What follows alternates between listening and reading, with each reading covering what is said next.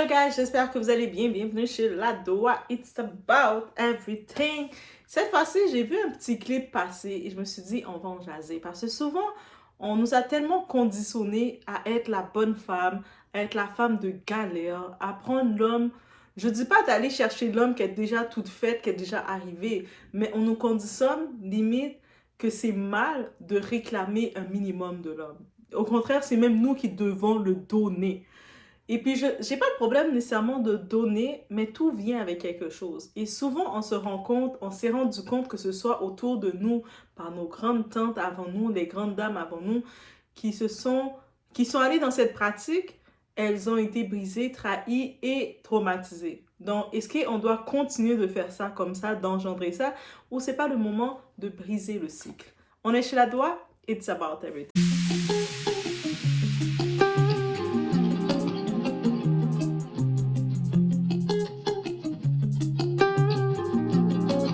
Quand on vous dit de faire attention à comment vous choisissez vos hommes, vous prenez pas ça au sérieux. Prenez ça au sérieux parce que c'est très très important. L'amour passionnel du début, là, ça dure pas. Ça s'évapore avec le temps. Il peut rester de l'amour, il reste de l'amour, il reste des sentiments, il reste de l'attachement, mais il faut d'autres choses qui tiennent ton couple en fait. Si tu as basé tout ton couple sur l'amour et sur rien d'autre, mais quand cet amour-là s'évapore, qu'est-ce que tu fais? Eh bien tu quittes ton homme. Parce que vous allez dire, ah il n'y a plus d'amour, c'est plus passionnel, il n'y a plus de passion, c'est la routine, je me sépare. Parce qu'en fait, vous avez basé tout votre couple sur les sentiments amoureux. Les sentiments amoureux, ce n'est pas assez pour faire durer un couple. Ce n'est pas assez pour construire une vie en commun, pour construire un foyer, mesdames. Il y a beaucoup de critères qui rentrent en compte. Les sentiments, ça a une importance.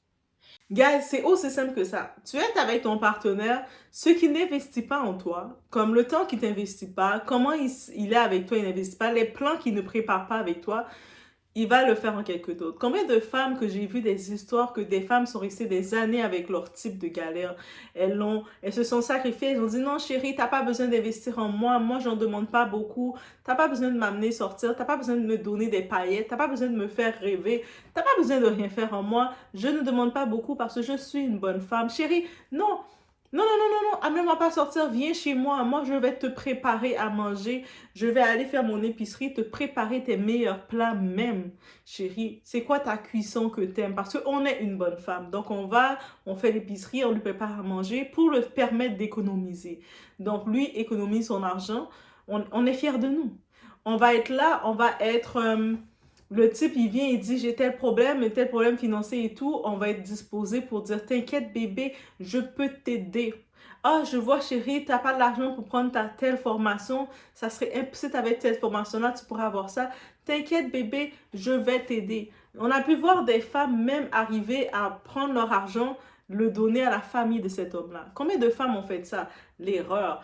Ah, le type, il dit, il commence à venir avec la manipulation. Moi, ma maman est malade. Le violon, il joue violon devant toi. Ma maman est malade. Eh, le violon raté là. Pas le violon que tu vas dans les salles de spectacle où ce que le violoniste commence à jouer, c'est bon. Lui, c'est le violon comme ça qu'il joue. Toi, ta limite, tu te sens obligé de... comment je peux aider ta maman? Tu sais, c'est comme... Ce type-là, il te demande pas à toi comment ta maman va. Il te calcule pas pour savoir comment toi, ta maman va. Mais il est déjà, lui, il a déjà le temps de te parler que sa maman est ci et ça, il est responsable de ci, donc il peut pas être responsable de toi. Donc toi, tu dois te contenter du minimum qu'il te donne, mais tu dois lui donner le maximum.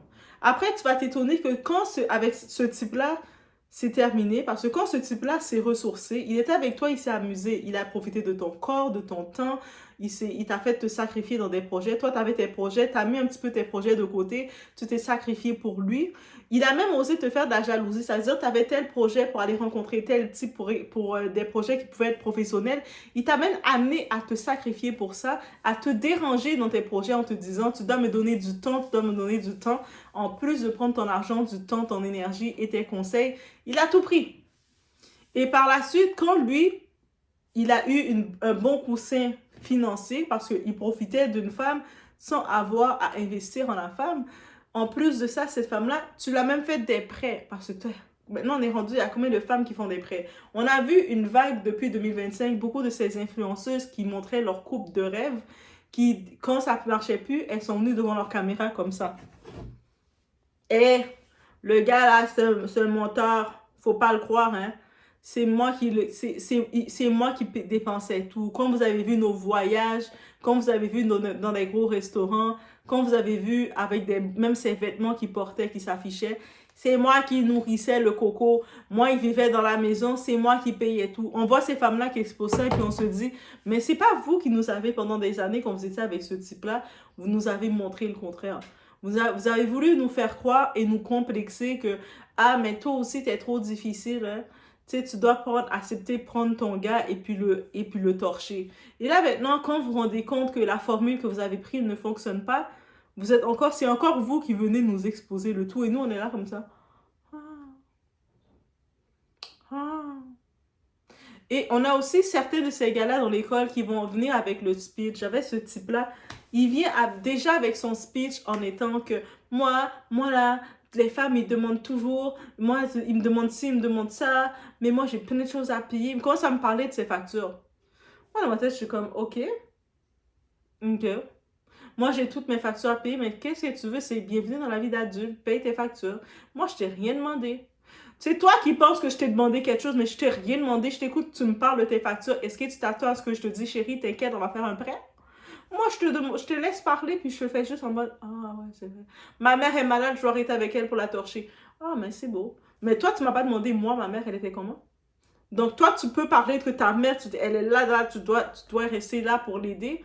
Mais tu sais pas, pour les autres, moi, j'ai pas 10 familles qui m'attendent. Mais de nos jours, ce type d'homme-là, ils veulent s'imposer. C'est-à-dire, ils voient votre potentiel, mais ils veulent bénéficier de vous et vous faire même culpabiliser d'oser demander un peu de romance. Ils vont dire, ah, mais pourquoi devoir te sortir, bébé? Moi, je me dis, comment tu peux être au début de relation avec quelqu'un et qu'il va déjà te continuer? Pourquoi un vendredi, je voudrais te sortir, même pour aller au cinéma voir un film, même pour sortir, aller manger, aller dans un café, essayer des nouveaux croissants ou aller, je sais pas trop quoi, faire une promenade au Vieux-Port. Pourquoi on doit se torcher à faire tout ça? Non, laisse-moi venir chez toi, laisse-moi venir rogner chez toi comme ça, tu vas me préparer à manger puis on va être bien.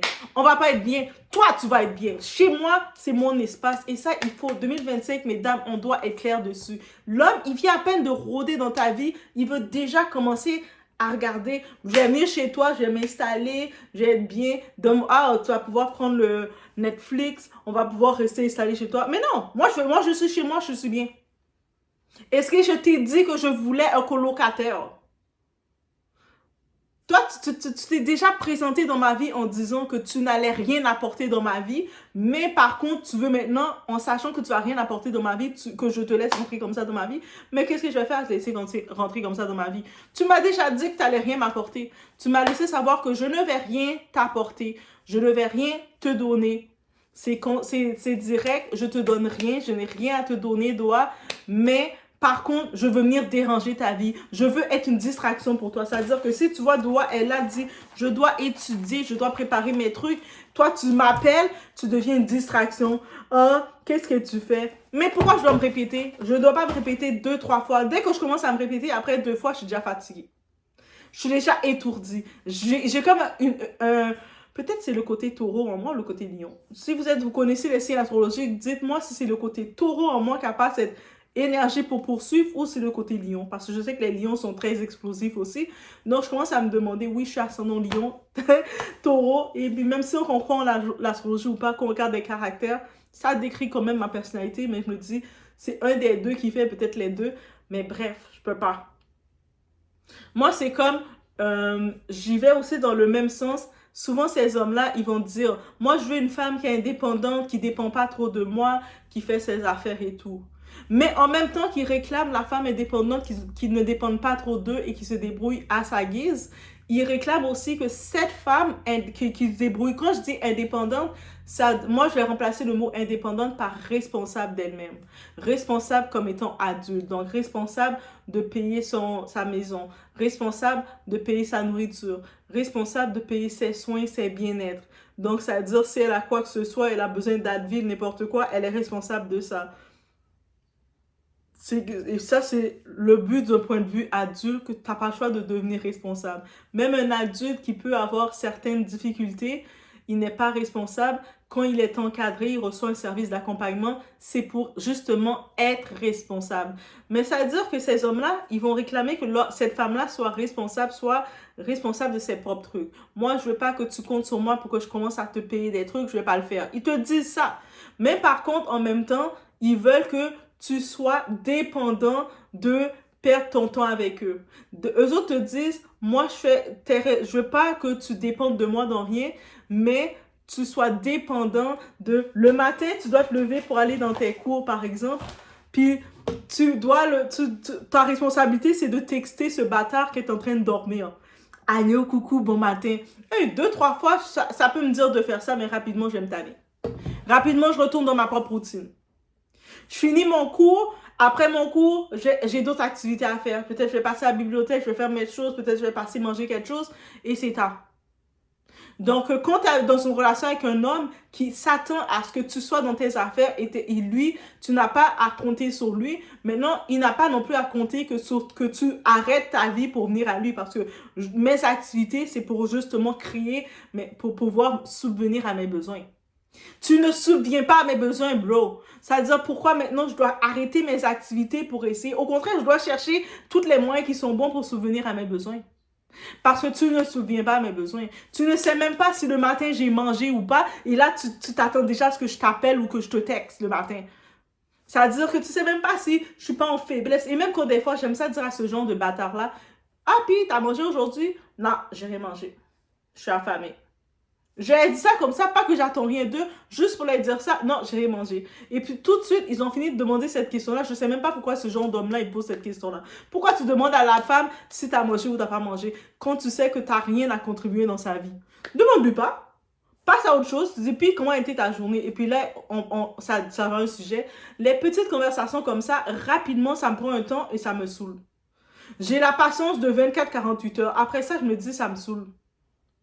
Quand je regarde, je vois que moi, je te dis, j'ai tel plan et je vois que t'es pas un encouragement, t'es pas un support à mon plan, mais t'es plutôt une défaillance à mes plans, t'es plutôt une distraction négative à mes plans et tu m'empêches même de réaliser des projets que j'avais déjà prévu de faire. Je me dis dans ma tête quoi? Un baril complètement pour toi.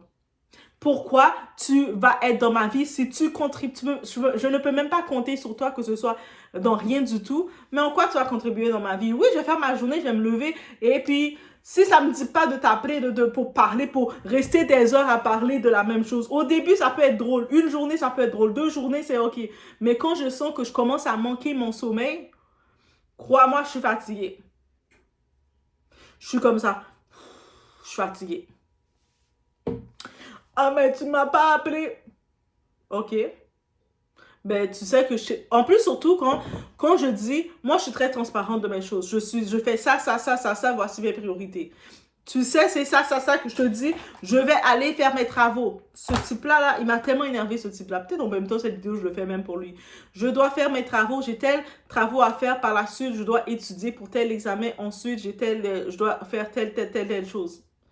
Toi, tu veux me parler, répéter tes mêmes rengaines, me parler des fausses histoires de bras cassés, mais tu veux pas passer du temps avec moi. Mais je suis indépendante responsable ou quoi?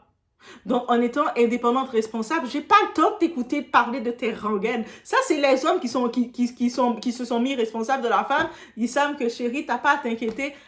I'm taking care of you. Je prends soin de toi. Là, maintenant, cette femme-là, quand tu sais que tu prends soin d'elle, elle a pas le choix de conditionner du temps pour toi. De se dire, ah, avant d'aller étudier, avant de faire mes trucs, laisse-moi prendre le temps d'appeler mon chéri pour le parler. Mais quand tu sais que ton gars fait ses choses, toi, tu fais tes choses, c'est ça. Tu peux pas maintenant te conditionner la femme qu'elle doit être disposée pour parler de la même chose. C'est-à-dire que tu sais même pas si la femme a mangé ou pas, si elle a bu de l'eau ou pas, elle doit rester avec toi. Ça va? Et répéter les mêmes choses. Une fois par semaine, ça peut être drôle. Mais tous les jours de la semaine, si la femme est occupée, ça ne peut pas passer.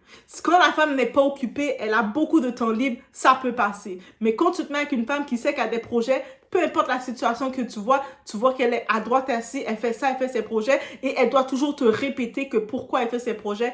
You didn't get it. Donc, oui, moi, j'ai une patience qui passe rapidement de moment de réflexion et ça passe. Mais on revient aussi au sujet.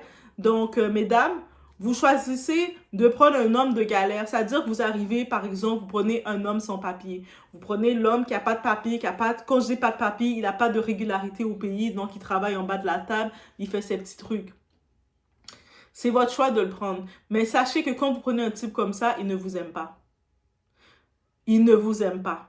Déjà, il ne vous aime pas. Vous allez prendre un homme au pays. Vous savez que lui, son rêve, c'est de rentrer, par exemple, au Canada, aux États-Unis. Il mouille pour ça. Vous arrivez toute innocente. Vous savez pas. Vous êtes juste, vous pensez qu'il est gentil avec vous, il vous donne l'attention, il vous accompagne. Vous pensez que c'est parce que vous avez développé une chimie. Non. C'est parce que lui, son rêve, c'est d'arriver aux États-Unis, au Canada. Et vous pouvez être la porte d'entrée pour ça. Vous pouvez être la porte de visa pour ça. Croyez-moi que tant qu'il n'arrive pas à ce rêve-là, il va vous raconter des belles sornettes. Mais il ne faut pas croire que cet homme vous aime, parce qu'il ne vous aime pas. Quand cet homme-là n'est pas dans ce niveau avec vous, il ne vous aime pas.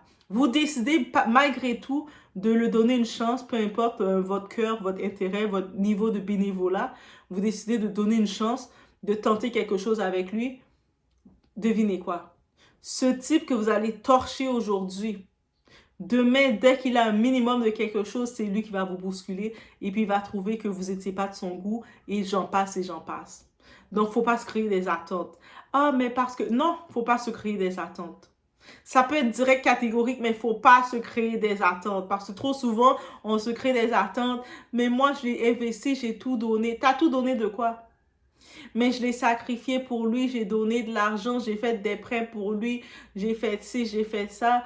Moi, j'ai même aidé sa famille. Moi, je vous ai dit, qu'est-ce que je vous ai dit? La belle famille, c'est un piège, c'est pas votre famille.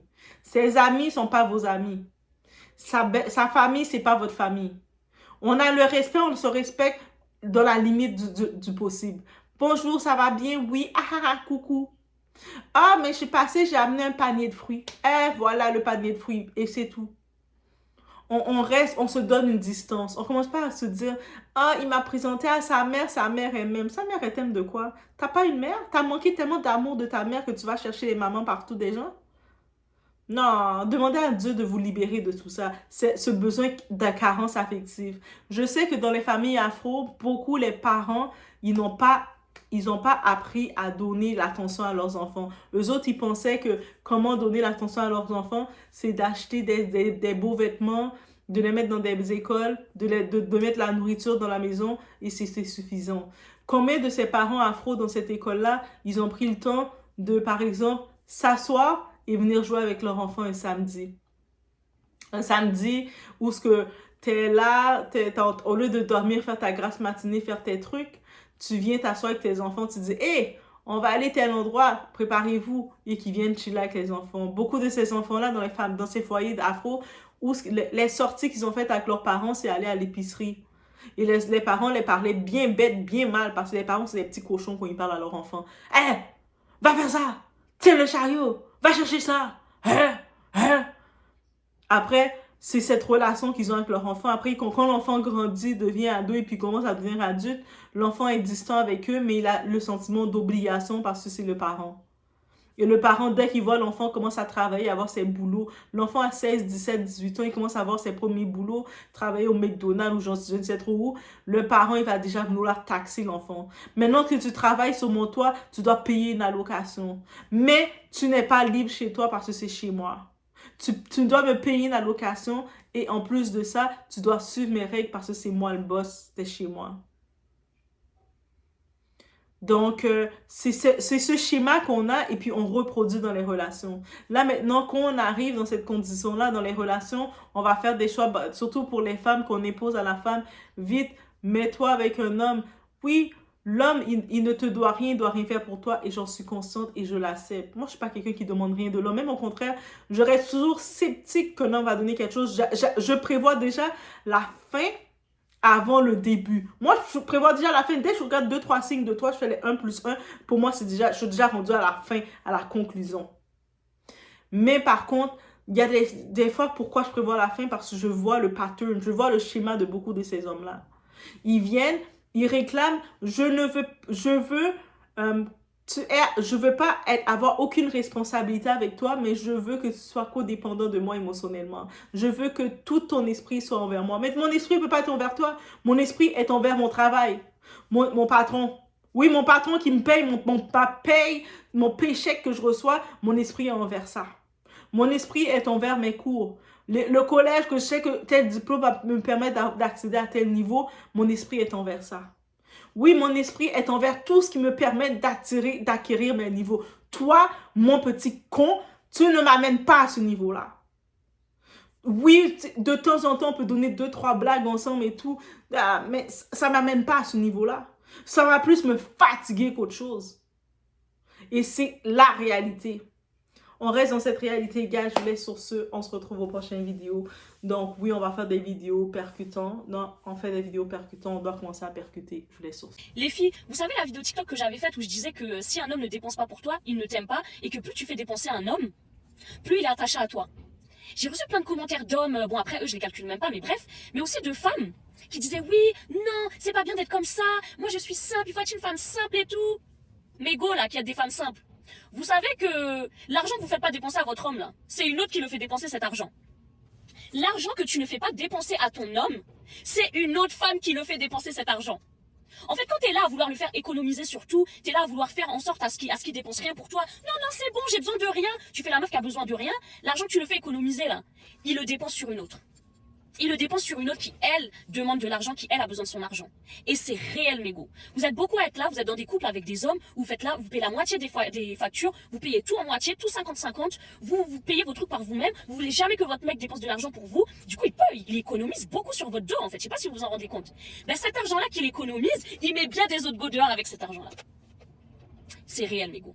Donc franchement, réfléchissez à ça, à vouloir faire les meufs moins chères à chaque fois, là, vous perdez, mais vous perdez de fou malade.